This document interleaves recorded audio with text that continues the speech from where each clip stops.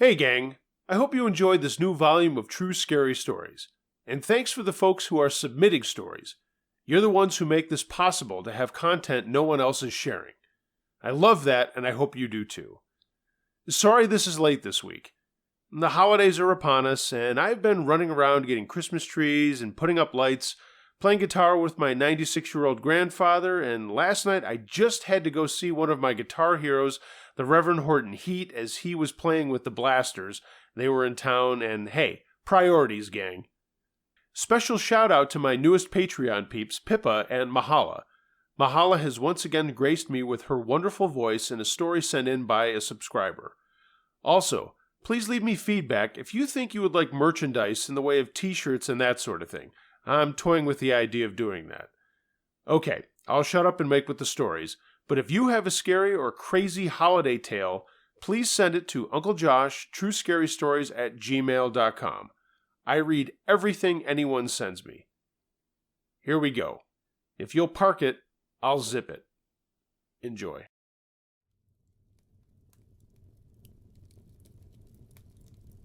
By the way, you are looking really beautiful. By Hope 7. This may not seem scary, but it really did shake me up for some time. English is not my first language, so bear with me. This happened around October of 2016.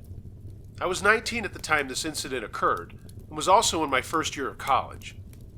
I'm living in a state away from my parents, and I came here specially for education. I'm telling you all this to make you understand how alone, cornered, and threatened I felt after all of this. I used to stay in a women's-only hostel. I had a roommate who was also a college student. We were roughly the same age, and she was just a year older than me.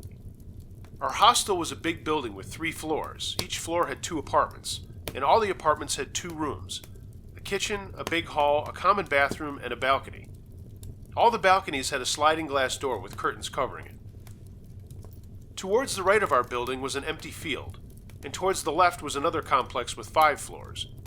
So all the right side balconies faced towards the field, and all the left side balconies faced the complex, as in the side view of the complex, and it consisted of several windows. Most of the time, the people living in the complex kept their hostel-facing windows shut. And this complex did not have an elevator, so the stairway was everyone's common friend. On every floor there was a big glass window that you'd face to while going up or down, and that was facing towards our balconies. I'm very bad at explaining structures of buildings, my apologies. To make it simple, if I look from our balcony, I can see a straight line of big glass windows and also the whole stairway inside. So, on to my story. Our common bathroom is perpendicular to our rooms. If I keep our sliding balcony door open, anyone from the complex's big glass windows can get a good look into our hall and can also see us walking around. I hope I created a clear image of what's going on. It was common for us to dry our clothes on the balcony, so as per my usual routine, I came back from college at 3-ish, took a nap, got up at 7, and went to take a shower. And mind you, it's completely normal for everyone to go onto the balcony wearing a towel and dry their clothes or whatever because we never had any problems before. I got out of the shower, wearing a towel, and went to the balcony to dry my clothes. I was more confident because it was dark outside, and I was sure nothing would happen. I won't lie. Even after this being a regular thing for me, before going outside, I stood by the curtains and scanned the complex thoroughly. I didn't see anyone. I got outside and started putting my clothes on the clothesline. It took me a bit of a time. Not soon after I started putting my clothes on, I got this strong feeling of being watched. Being an overly paranoid person, I brushed it off as to my stupid brain acting up, but 5 minutes passed and I looked up casually and was dumbstruck to what I saw. By one of those big glass windows I mentioned, I saw a silhouette of a man. This window was directly in front of my balcony. They say when something horrible happens, your fight or flight kicks in, but honestly, my mind was just completely blank. I don't know how long I stood there like that with my eyes glued onto that silhouette. After a few seconds that seemed like hours to me, I ran towards my room. My roommate was equally shocked and baffled at my entrance. I told her the whole ordeal, and she insisted on going outside and checking. I kept saying no. I don't know what I was scared of. And the man who was staring at me from the building? It's not like he could jump from there towards my balcony. At that moment, I felt like a helpless child scared of something sinister lurking outside. My roommate did go outside, closed the sliding glass door, and covered it with the curtains. All this while I was standing at my doorway and peeping outside. She then switched off the lights in the hallway and was peeking outside through the curtains. Curious as to what she was doing, I forgot my fears and reluctantly joined her in her endeavor. What I saw made me more scared. The man was now on one of the top floor's big windows and was trying to look inside our hall. After a few minutes, he came all the way down, all the while looking towards our balcony. We then saw him getting onto a bike and leave. We didn't get a clear look at the guy's face as it was dark. A few weeks passed and I was mostly out of my experience. It was noontime and I was outside at this place I frequently go to grab food, and it was right near my hostel. Most of the times I go there with my roommate, but on this particular day, I was alone. I was familiar with the manager too, so that was alright. As I was eating my food in silence, I felt someone standing very close to me. Instantly I looked up and was met with the manager. He asked me if the food was good, the usual stuff. I answered his questions and looked down. That's when he said something that made me pause whatever I was doing. He said, "I'm really sorry for staring at you that day while you were in the towel by your balcony. I didn't mean to scare you. It was an accident. And I was there for a delivery." I was just stuck. I didn't know what to say or do. I was so embarrassed that I just looked down and told him, "It's okay. I didn't know it was you anyway." I thought the conversation ended with that, but no. He looked at me and said, "By the way, you were looking really beautiful." Honestly, that time I felt a mixture of several emotions. My anxiety levels were off the roof, and I felt like puking on top of that. I just kept quiet for some time, and my appetite had already died by this conversation. Finally, I gathered up my courage and looked at him and told him, "That's not a good thing to say. Shame on you." Then I exited the restaurant. I was hyperventilating the whole way towards my hostel, and now also while writing this story down. I was feeling all kinds of ways. I never told this thing to anyone except my roommate, who consoled me immensely and was a major support through all of this. Soon after, I left the hostel due to reasons unrelated to this. My new house is roughly in the same locality, but a decent distance away from the shop. Now, also, I swear to never go through or buy that shop. Something about that shop and him just irks me. So, the creepy manager guy, let's not meet ever.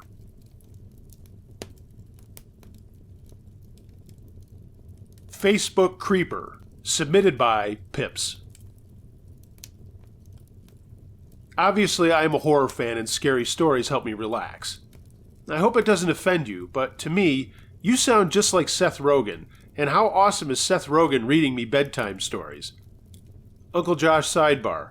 This is not the first time I've been told this, and I actually had to look up who Seth Rogen was. But I appreciate the compliment. Anyway, all your stories are amazing and truly scary, and I really loved your police officer set. I always think in dismay how sheltered my life has been because I don't have any cool stories like these guys do. But then a friend request popped up in my Facebook last week and brought some weird stuff to the surface of my memory banks. After I left school in South Africa, I traveled from Cape Town to Durban to work in a hotel run by one of my dad's old school friends, Graham Fish Harkis. The hotel was called the La Montagne in Ballito Bay, and I stayed in a room for rent in a private house with a gated security complex in the town a couple of streets down from the hotel. The old couple who owned the house were really weird, and I remember waking up one night with the guy's wife standing over me silently in the darkness. I obviously freaked out at first, but she said she had a medical emergency, so I grabbed my keys and GPS and drove to the nearest hospital, which was actually really far away. Only after getting there, a nurse came to see me and said that the woman was a hypochondriac who was well known to the hospital and that was actually nothing wrong with her. That night I got to bed after 3 a.m. and I had to be at work at 7. I was so alone and working day shifts in the kitchen as an assistant, and then at night in the restaurant as a waiter, and finally at the Sub-Zero nightclub as a hostess. I was in a strange place with no friends or family, and these weirdos I was living with were really making me feel homesick for my family and sanity. The next day, I dragged my sleepy bottom back to work, and a new guy was working the front desk at the hotel. He was super polite and friendly, and I was just so glad to see a friendly face, I immediately became friends with him. His name was Brady, and we hung out more and more as we became friends. The hotel life was hectic, and we seldom had any time to relax, so Brady and I used to go to our favorite pool bar after work to wind down and shoot some pool before heading back home to sleep. He lived in a staff quarter room inside the hotel, and I remember going up to his room once, and all I remember was that it was super OCD neat, and I got really a creepy vibe from him. That night when I went back to my rented room, the security guard called me over and said that he had caught a strange man peeking into my bedroom window the previous night while I was sleeping. I was so creeped out. It literally felt like cold fingers tickling the back of my neck when he told me that the guy was really small and almost bald, describing what Brady looked like. But the security guard assured me that he would be keeping an extra focused eye out tonight, so I put it to the back of my mind and carried on with my day. To put this situation in perspective, I had just left school and was in a strange place, and honestly quite naive and trusting. The hair on the back of my arms tingled sometimes when I was around him, because he was a bit strange and creepy, very over-the-top neat and tidy, with a crazy Hanky the Christmas Poo demeanor. I also had an idea that he fancied me, even though we were not at all suitable for each other. He was way older and much smaller than me, and not in the least attractive to me. But I put it out of my mind because I didn't have anyone else, and he was really kind and friendly, and I didn't want to be a judgy a-hole. Anyway, the time came when I decided to go back home to Cape Town because I was so isolated there in Durban. I had told Brady the day before I left, and he was dismayed, but I was excited and assured him that we could stay in touch. I had planned to leave the following morning at 3 a.m., but did not tell him that as I am not a fan of goodbyes. As I drove out of the security gates that morning, Brady was waiting for me. I was quite shocked and disturbed that he would be standing there on the side of the road in the dark at 3 in the morning. But after the initial shock, I thought it was just a typical Brady thing to do. He said he wanted to say goodbye. A year or so later, he said that he decided to move to my hometown of Cape Town. We hung out every now and then after that. I invited him for drinks with my friends at Blue Peter one night, and one of my friends, Michelle, pulled me aside and said that she thought he was super creepy because he was staring at me all night. He said that he was struggling for money, and he had started to work for a sexting company where he had to sext with other men for money, and he was finding it quite interesting. I felt sorry for him, though, and bought him some new clothes and gave him a few bucks because he was good to me when I was all alone in Durban. Obviously, I was just starting my career and didn't have much to give, but I always felt sorry for him, and looking back now, I think he took advantage of me and really used my concern to see me more often. Like, he would call me with all these emergencies where I had to drive to his house and help him. In the recent years, he did some paid house sitting for my mom, and then for me and my husband Jay. My mom called me one day, and she said that Brady had just house sat for her, and she had vacuumed the spare room that same day he had gone home. Under the spare room bed, she had found a photocopy of a naked girl with braces on her teeth and her legs wide open. She said that the girl didn't look older than 12 years old. We were all really grossed out after that, and I completely severed my ties with him. Then Jay and I decided to immigrate to the UK. A few months later, I got a message on my Facebook from a girl called Heather Brown. After a few messages from Heather Brown, it slowly dawned on me that this person was actually Brady because of his very unique writing style. He always used to write T-H-E-I-R instead of T-H-E-R-E and use wow and neat and lots of exclamation marks in his messages to me. Honestly, reading those messages again with the knowledge that it was Brady made my skin crawl. But after I called him out on it, he deleted that Heather Brown Facebook page. Or so I thought. I got a friend request from Brett Lawrence the other day, and after declining the request, I remembered the whole Heather Brown thing. Maybe I forgot about it because it was so damn creepy. So, as a matter of curiosity, I visited his page, and what do you know? I see Heather Brown right there in his friends list, with quite a few friends added to her page now too. I've reported this slimy little turd to Facebook, but they have not removed the fake account. Looking at Heather Brown's friends, I can only imagine some vulnerable teenage girl getting sucked in by his friendly persona, and who knows what the real purpose of this account is. I mean, why pretend to be somebody else?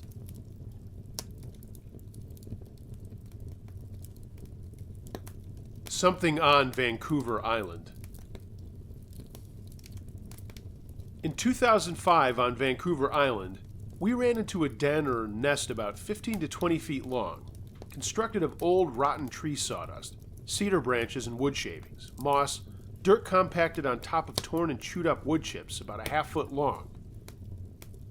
All of the branches and twigs were weaved together over top of a big hole which was dug into the ground. Over the top of the hole, large trees had been dragged and placed over the hole, and this all led up to a huge old-growth fallen tree crossing the trail. The first thing we noticed then was about 15 or 20 trees had all been topped, that is, pushed over, broken off at the height of about 6 feet, and dragged over to make this nest. There was debris everywhere. This was an area where there was no windfall, and these trees had been pushed down, pointing towards one another and facing down the path towards the den. At this time, my husband was already standing on the end of the nest on top of the fallen tree, just taking in the scenery, when all of a sudden, I noticed a black hole deep down near his right leg, and two blinking, beady, silvery black eyes that caught the light. I proceeded to walk on the soft part of the nest, when all of a sudden we heard a loud echoing that seemed to be coming from all around us. It sounded like large boulders being thrown down and hitting the trees, or someone with a sledgehammer hitting the trees. There were 3 loud smacks, and then a pause. And then 3 more loud thumps coming from beneath us, with the force of a semi-truck coming into a building. I mean, so strong it was actually pushing me up.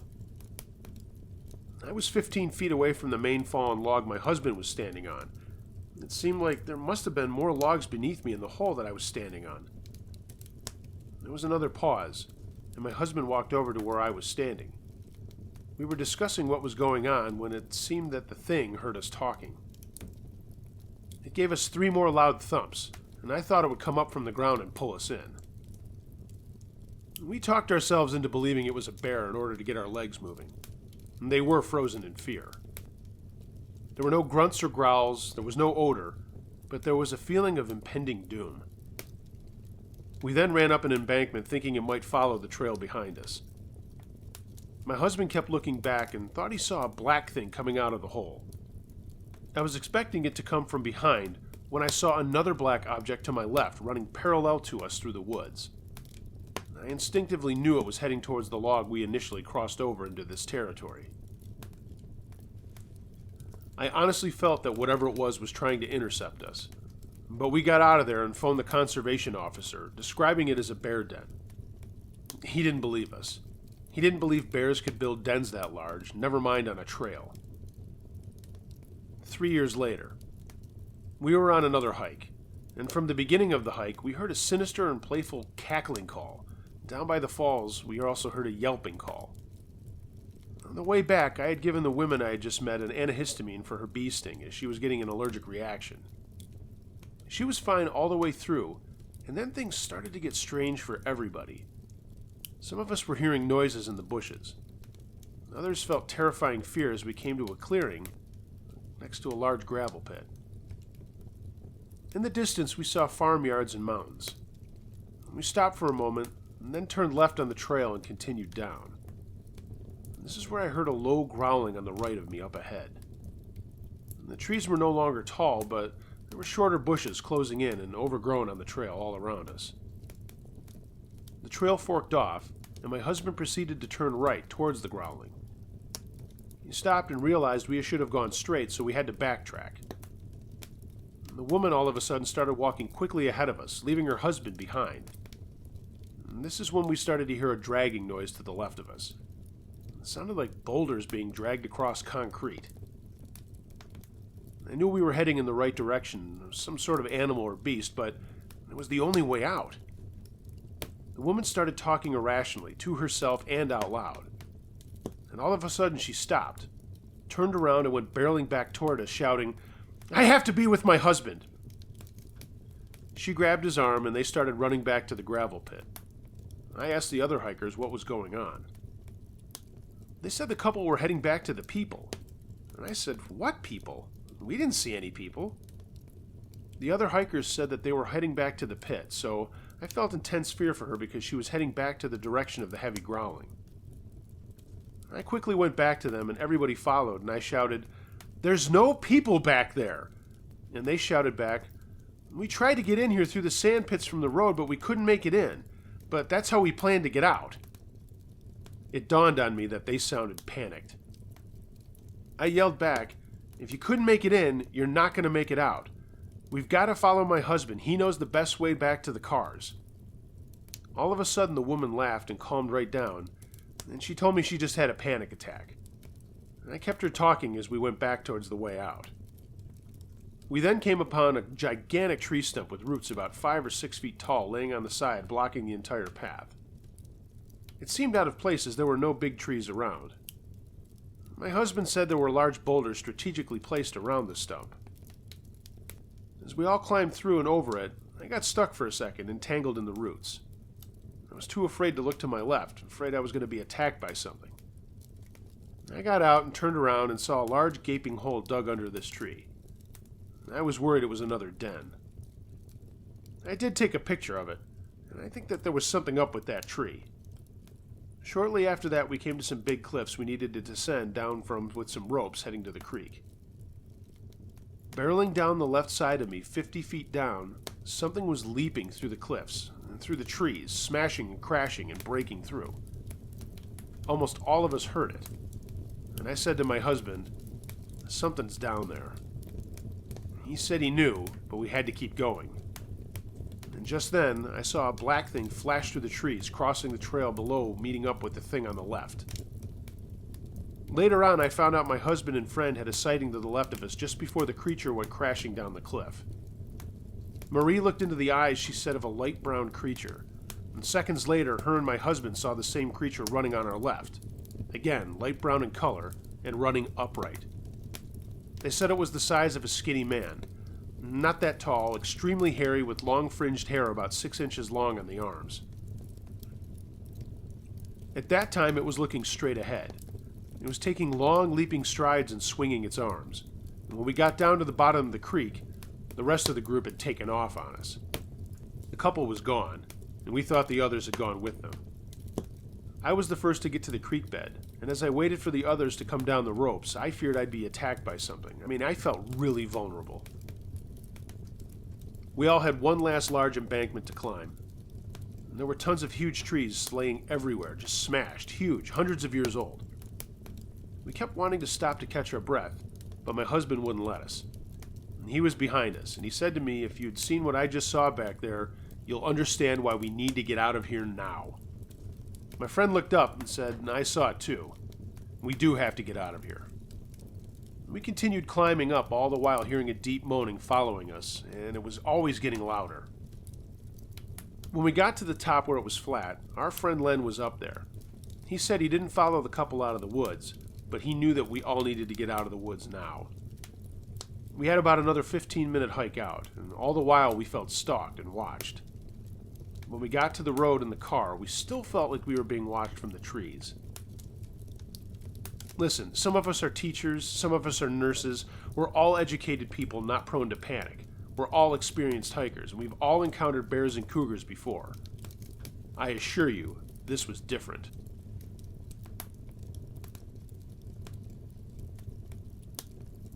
Doggo to the Rescue by Squeaking Hiccups. This happened back in 2009 when I was about 15.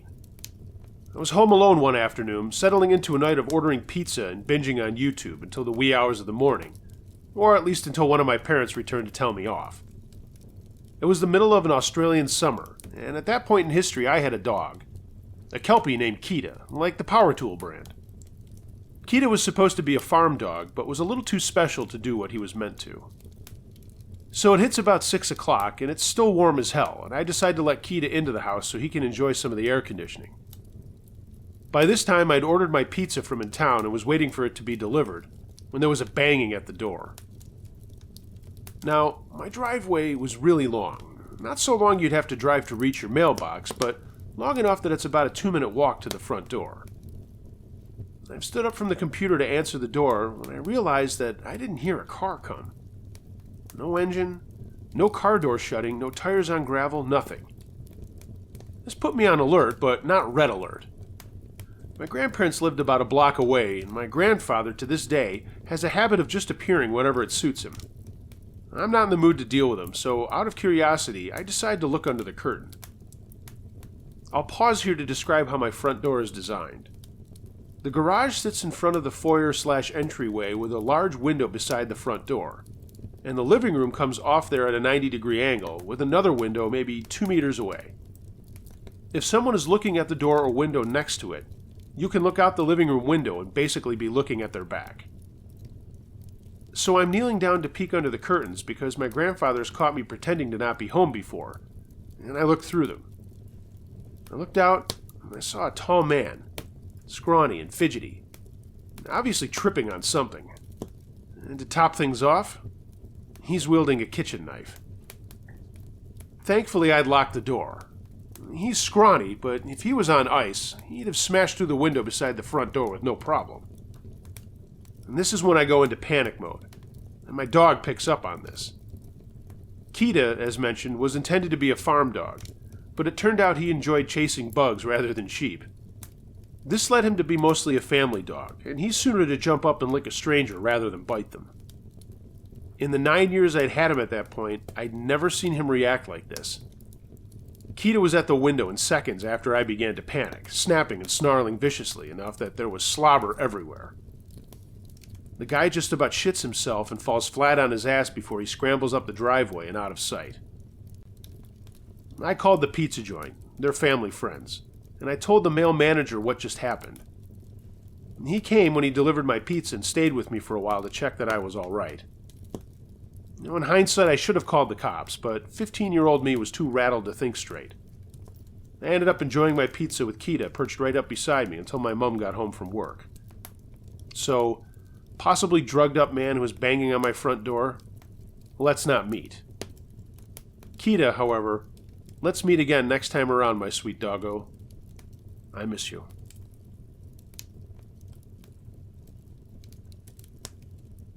He Followed Me. Submitted by Kelly. Guest voice, Mahala. My name is not Kelly, but let's use it for this story. Thank you for sharing it, Uncle Josh. I am 21 now, but this started happening at my family home when I was 16. I grew up south of Sioux Falls, South Dakota. I don't expect anyone to know where that is, so I'm not going to go into specifics, but our house was a bit outside of town in the country, and it was a great place to grow up. When I was in high school, I got a job after school at a Dollar General in town, and outside of my cheerleading, that's really where I spent most of my time. I was saving for a new car. The one I had was a hand-me-down of a hand-me-down of a hand-me-down, just an old piece of shit Honda Civic. It drove, but I wanted something more as I was planning on going to college after high school. I can't pinpoint the day exactly, but sometime during the fall of that year, when I had just started at the Dollar General, weird things also started happening at my house, and I'll get to that. One night, this guy came into my store, and he was just kind of wandering around. I remember asking him if he needed anything, but he just blushed and said no and then left the store. He came back right before we were closing and said he remembered he needed dish detergent. He got some, I cashed him out, and he kind of just kept standing around the front door looking back at me occasionally. I asked if he needed anything else. Sir, is there something else you'd like to purchase? We're closing soon, and I don't want you to not get what you need. He kind of grunted and then mumbled something under his breath, but I think it was something like, "What I want isn't something for sale." And then he left. I brushed it off as nothing, and we started closing the store. I locked the front door, put the "Sorry We're Closed" sign on it, and then looked out into the parking lot. I was 100% sure, but I also couldn't be sure, that the same guy was standing right next to my Civic. I called for my manager, Carl, and Hey, can you come here for a minute? he came and I pointed outside to my car. He looked out and said, "What? There's nothing out there." I shrugged and he said to wait for him and he'd walk me to my car. We closed up and my coworker Steph, Carl, and I all walked to our cars together. There was nothing wrong with my Civic, so I just said goodnight and got in and drove home. I'm pretty sure that happened on a Thursday or a Friday, because the next thing that happened for sure happened on a weekend. The guy came back, which was fine at the time. I just figured he liked shopping at the Dollar General, and that was it. But he wandered and wandered around again, and I mentioned it to Steph when she came near me doing something. Again, we brushed it off, but after an hour of him just walking up and down the aisles, Steph went over to him and asked if he needed any help. He just picked something up at random and brought it up to me, and once again I helped him with his purchase. This time, though, he stared at me, and when I handed him his change, he took my whole hand into his and said, "Thank you very much for working here and letting me shop here. You are very beautiful." I'll be blunt. This guy was a very nice-looking guy. I mean, really well-built, and I figured he was around 19 as I never saw him at school. I found out later he was older. He had those silvery kind of eyes. Maybe it's pale blue, but whatever. I was kind of creeped out by him touching me, but I was also flattered by what he said. I smiled, gently pulling my hand away, and told him it was very nice of him to say that, and he was always welcome to shop here. He smiled back at me and then turned and left the store. It was kind of creepy overall, but like I said, and I'm not saying this for all women, so don't get me wrong, it just felt different that he wasn't some scary-looking man. He was normal-looking. That night, I was sitting in my room talking to my friend I'll call Brett. We were going to the movies, but he didn't feel well, and I told him I'd stay on the phone with him and talk.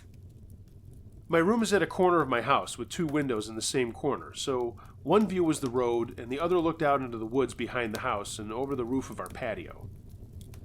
Our driveway is pretty long as the house is set back from the road, but I remember looking out into the dark and seeing a car just sitting at the edge of our yard. I didn't think anything of it. It could have been anybody, just maybe someone looking at their phone or whatever. Brett said something that made me pay attention and I got engrossed in the conversation again. He was a guy I'd known for a while as we grew up in the same area, but tonight he asked me who I liked and stuff like that. I was thinking of what to say because I did like him, but it was just awkward saying it. I changed the subject and looked up. The car was gone. "Kelly?" he asked. "Hello?" Oh, I'm sorry, what? "Did you not just hear what I said? If you don't want to go steady, I understand. Just tell me." Oh my god, what? Really? Look, I get it. We've been friends for... Yes, Brett, yes. I want to be your girlfriend. He then broke out into Avril Lavigne teasing me, and that made me laugh. I looked up and stopped. The same car was at the end of the driveway again, just sitting there. I told Brett, and he thought it was just a coincidence. I turned off my bedroom light and sat at my desk looking out at it, and after a few minutes it took off. Brett, I just turned off the light and it drove away. He thought it was weird too, but told me not to worry about it and started talking about what we could do together when he got better. Finally, I said goodnight and was going to get into bed and watch YouTube videos. My mom came up and asked how I was, and I told her I now had a boyfriend, and she asked who, and I told her it was Brett. She smiled. My parents loved Brett. He was a good student and a great athlete, and one time he helped my grandfather with a tire change when he saw him stranded on the side of the road. That made him a hero, and until 2 years ago when my grandfather finally passed, he always asked about him and loved when Brett came around. Anyway, I started watching funny videos, and I was starting to drift off when I heard a noise from outside, and coming from the backyard to be specific. I didn't think anything of it, and then it stopped, so I just went back to my videos. Then I heard a scraping sound, and it made me scared, so I turned off my phone and just sat there in the dark. It was dead silent. My parents were asleep, and my brother was on a date or something. I don't know why, but I suddenly had the urge to get out of bed and get away from the back window. I quietly moved to my bedroom door and sat down behind it, but I could still peek around it and see the windows. There was a faint scrape again, and my blood ran cold. There was a face in the window looking in. It was too dark to see any features, but I saw enough to know it was a person staring into my room. A light came on like a flashlight, and it went all around my room, and before I slid all the way behind the door, I saw a little red light next to the brighter light. It didn't hit me right away, but someone was out on the patio roof taking a video of my room. After a few minutes of me shaking and terrified behind the door, the light went off and I heard that scraping sound again. I sat there for what felt like forever, but then I saw car lights coming up the driveway and then a louder scrape and a thump. My brother had just gotten home, and I think he scared away who was up on the roof of my patio looking into my room. I got up and ran to my parents and woke them up and told them what had happened. They have always been pretty strict with me, but they've always treated me with respect and never did the typical, "It was just a dream, honey," or "Forget about it, sweetheart, go back to sleep," when I've been upset. My dad got up, grabbed one of his shotguns from its secret spot in his room, and went downstairs. My mom held me, and I was crying at this point. My brother Mike had just come in the door, and we could hear the two of them talking, Mike asking Dad why he was walking around with his shotgun. There was more murmuring, and they both went outside, and I heard the back door slam shut. Mom and I went downstairs to the kitchen to get some hot chocolate to calm down, and both of them came back in. What did you see? I asked quickly. Dad shook his head. "Nothing, darling." And this was a lie. I later found out that an old wooden ladder we had near a storage shed had been propped up against the side of the patio. Mike said he didn't see anything on his way up the driveway either when he came home. Dad told me to go back to bed and that everything was going to be okay. I asked to sleep in Mike's room, and he said that would be fine. He's always been very protective of me.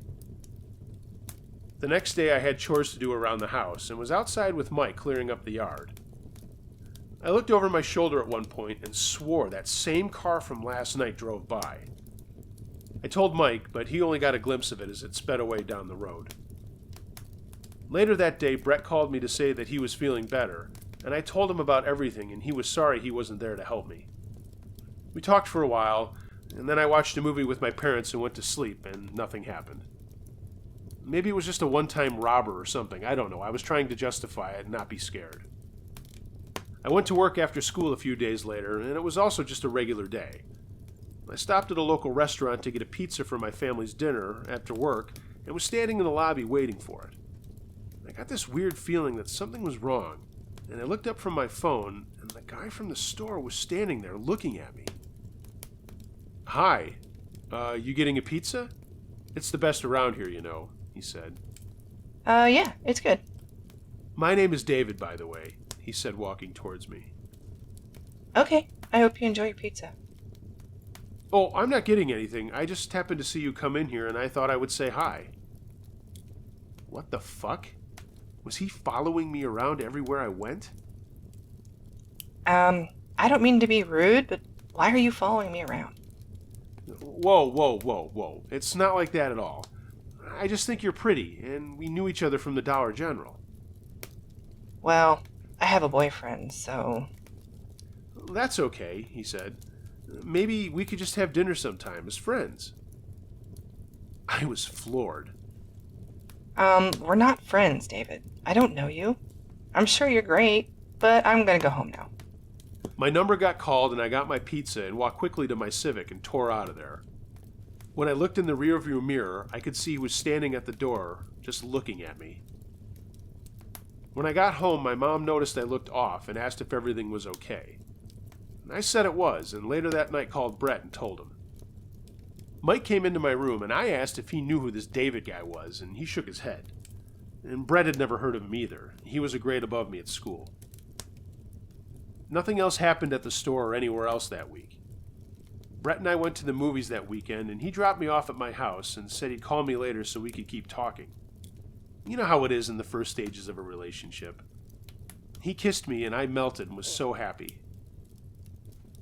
I went upstairs after telling my parents I was home, and not long after, Brett called me. We talked until like 2 in the morning, me just snuggled up in my blankets in the dark. Then I sat up and screamed. There was a face in my window, and I swear it was David.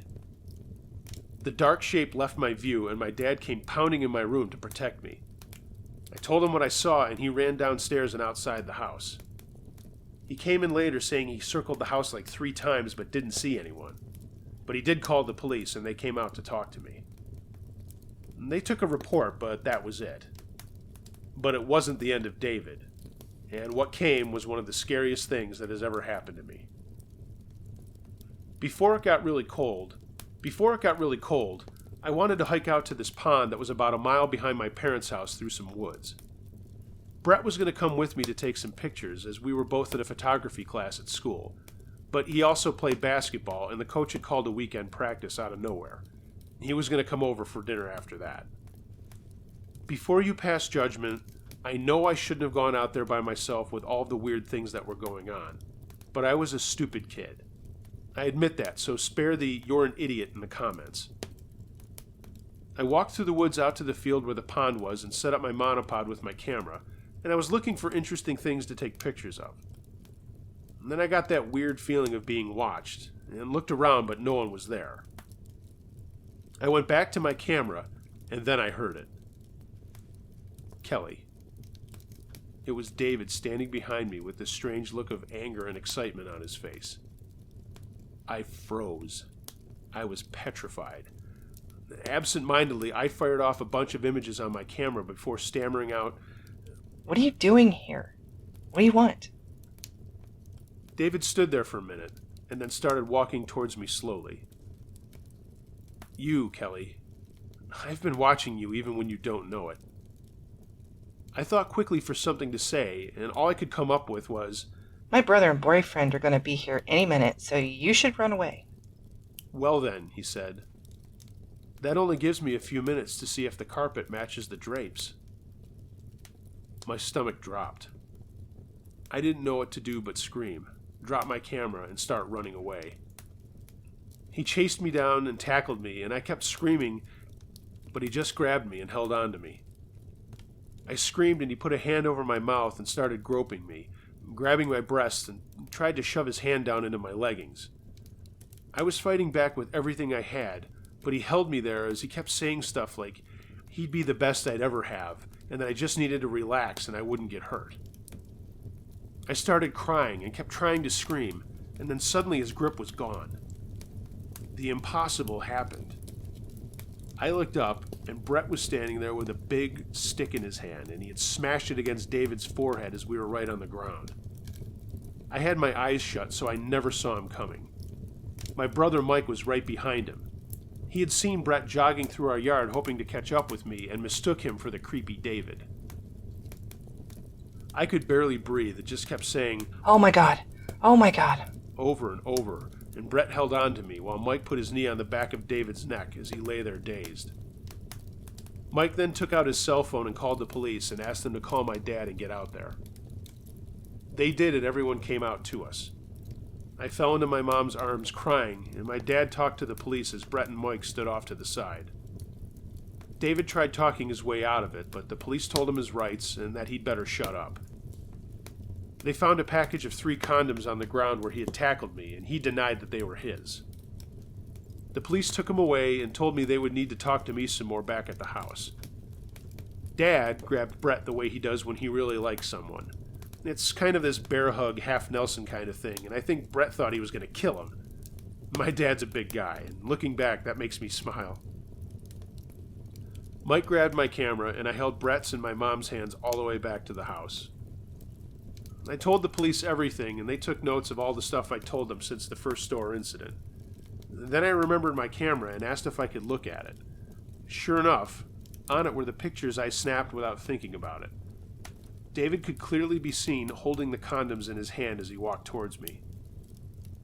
The police wanted the pictures as evidence, so I gave them the memory card. We found out David was 22 and fairly new to the area. He lived with his grandmother and had been in a lot of trouble where he had lived before. For what he did to me, he was charged with attempted rape, assault, battery, and a few other things. Going to the trial was super stressful, and I lost a lot of weight, and I'm now in counseling and on anxiety medication still. I'm also studying something called Krav Maga to protect myself in the future. My brother Mike took it and said it's a good idea. I'm 21 now, and I'm still with Brett. He saved me that day, and no matter what the future holds for us, I will love him forever. He's actually been sitting here next to me as I write this down. I've had to edit "Stop playing with my hair" twice now as I actually wrote that out. Wow. I'm glad I can laugh about this in some small way. To wrap this up, always be aware of your surroundings and never take anything weird lightly. Tell everyone everything you can and protect yourself, and just be wary of strange people. I love you, Brett. And David, you can go to hell.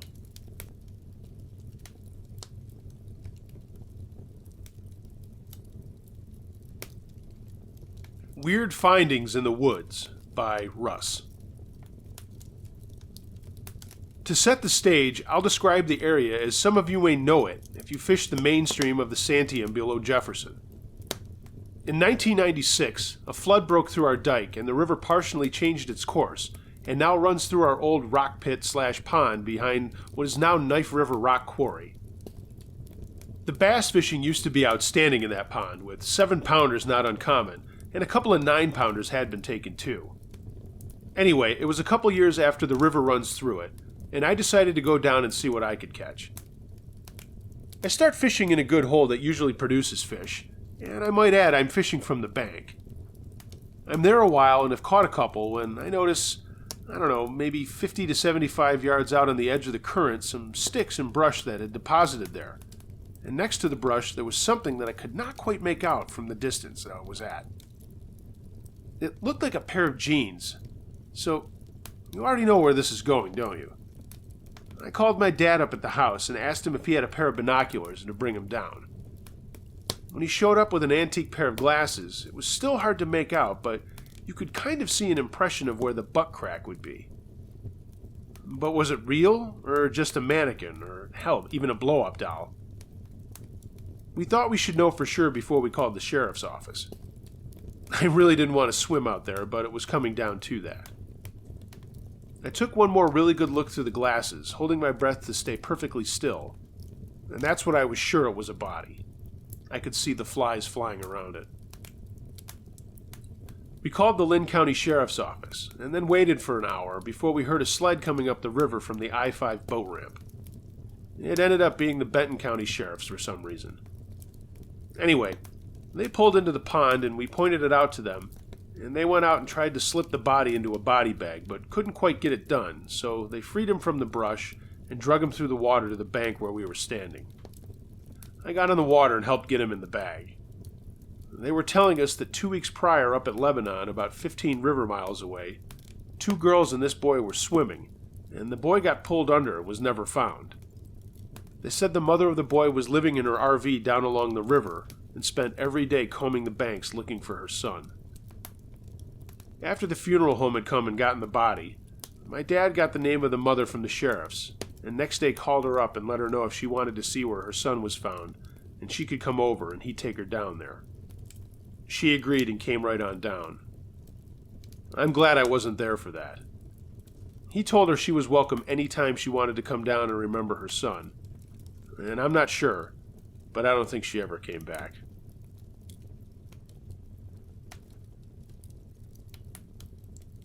Catch Me If You Can by Firebird X.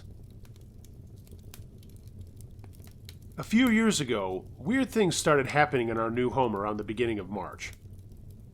We wake up some mornings to find a single item placed in the middle of the kitchen floor. It might be a coffee cup, a salt shaker, a candle, but it was never the same object on the floor twice. A few times, one of the kitchen table chairs was propped up against the doorknob of the back door. That always freaked me out. I woke up one night startled in the wee hours, just wide awake. Wasn't quite sure what woke me up, so I figured I'd check out the house. I keep a rechargeable flashlight on the side of our refrigerator. It's one of those that has the 3 stages. Push 1 for side light, 2 for end light, and 3 for both lights, and 4 to turn it back off. It's not exactly an easy button to push, and won't come on if you just bump into it. But it was on the second stage, end light on, facing the ceiling so it created a weird glow in the room. I talked to my son the next day, and he said he hadn't touched it. Sometimes it would be 3 or 4 days with nothing, then sometimes a couple of days in a row with something happening. Finding a moved object or whatever was never really something that scared you. It just was an odd sort of a what the hell feeling. At least until the last night. My kitchen is pitch black in the middle of the night. I got up and it was going on 5:30 in the morning, so it was still dark in there. When you walk into my kitchen, the light switch is just to the left. Next to that is the refrigerator, and next to that is a wooden bookshelf about shoulder high that I've repurposed as a pantry. We just didn't have enough cabinets.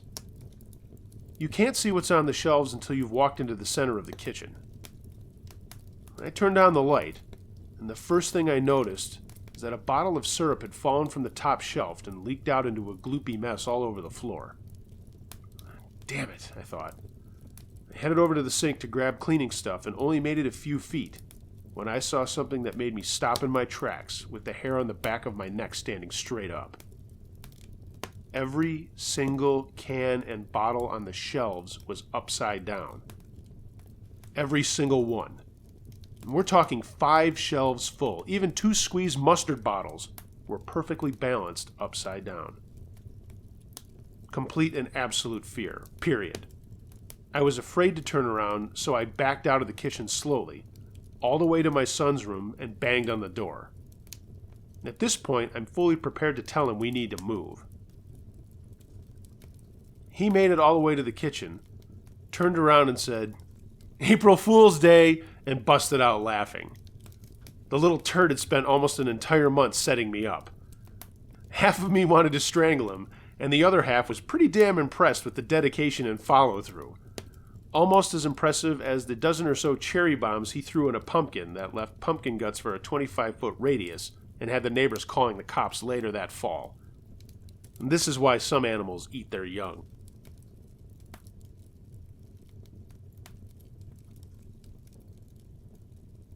He didn't know we were home. Submitted by Ranker1. This happened when I was 13 years old. My little sister and I were home alone for the first few times my parents let us try it out. Wendy was 10. I'm also a female, if that helps the story make sense.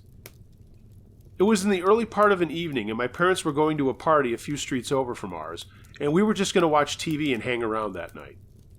My friend Hector, who lived next door, came over for a bit, even though my mom said no one was allowed in the house. I'd unlocked the back door, and we all just watched Baywatch together. Hector eventually went home, and this is where I think everything went wrong, and I think you'll see why. It was getting late, and I told Wendy to get some chips, and we could watch TV up in our room for the rest of the night. She did, and I grabbed some soda, and we went upstairs to our room. I really wanted to play on my PlayStation and didn't want to leave Wendy downstairs. I knew she would fall asleep fast anyway. We trudged upstairs to our room, and just like that, Wendy was out in less than half an hour. I kept playing, but then I heard a noise from downstairs. At first I figured it was my parents, but then there was a crash. I turned my game and TV off, got up slowly and tiptoed to the staircase and got down on my hands and knees to peek around the banisters. With the light coming from the kitchen, I could see a man dressed in all black looking at all of the things in our living room. Pictures and stuff on the coffee table, all that stuff. He was decidedly not someone we knew and should not have been in the house. I slowly crept back to my room and was going to get the phone in my parents' room to call for help, and we didn't have cell phones as kids yet. But right as I got to my room, I could hear him making his way to the stairs. Quietly, I got under the cover of my sister's bed and nudged her to wake up. I told her to be quiet for a minute, and that's when I saw the man walk past our doorway down the hall to my parents' room. We could hear the guy opening drawers and throwing things around. I whispered to Wendy that we needed to hide in our closet, and we quietly moved over to it and slipped inside. After about 10 minutes, we heard him coming down the hall, and we both stopped breathing. He was now in our room. We could faintly see him through the crack in the closet door, and he was rummaging through our stuff, knocking things off our desks and dressers, and then I saw him going through our clothes drawers. He picked up a pair of my undies and sniffed at them before throwing a bunch of pairs in a bag he had with him. He did the same thing to my sister's dresser, and then he turned to the closet. I held Wendy's hand tightly as he walked towards it and opened the door. And there was a faint light coming in from the streetlight outside, and he could clearly see us crouched down in there. He stopped and said, "Oh, shit," and made a beeline for the door. We heard him plow down the stairs and through the house, and then everything got quiet. Wendy asked if we could get out now, and I said yes, and we ran to my parents' room and called the number they had left us. Our friend's mom answered the phone, and we were talking so fast and over one another that she barely understood what we were saying. When we finally got it out, my dad got on the phone and we told him what had happened. He told us to stay in his room, shut the door, and call 911. He was coming right home. We did, and we told the nice lady on the line what had happened and that my dad was on his way home too. Dad ran all the way home from the party and came upstairs to get us just as the police pulled up with their lights on. Dad let them in, and we told them again what had gone down, and we were really freaking out and shaking with emotion. Mom showed up and was hysterical, but was happy that we were okay. Something came over one of the cops' radios, and he said something back into it. He looked at my dad and said, "I think we've already found your guy." They had.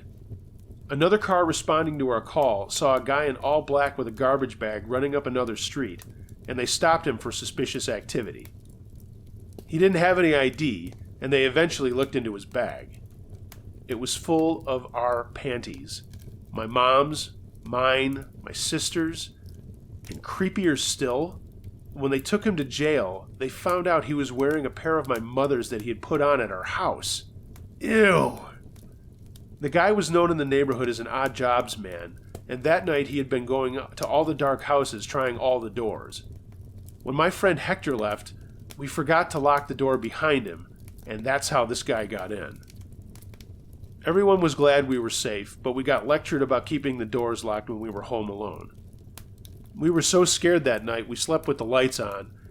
So, panty sniffing and stealing man, you're a total creeper, you freak.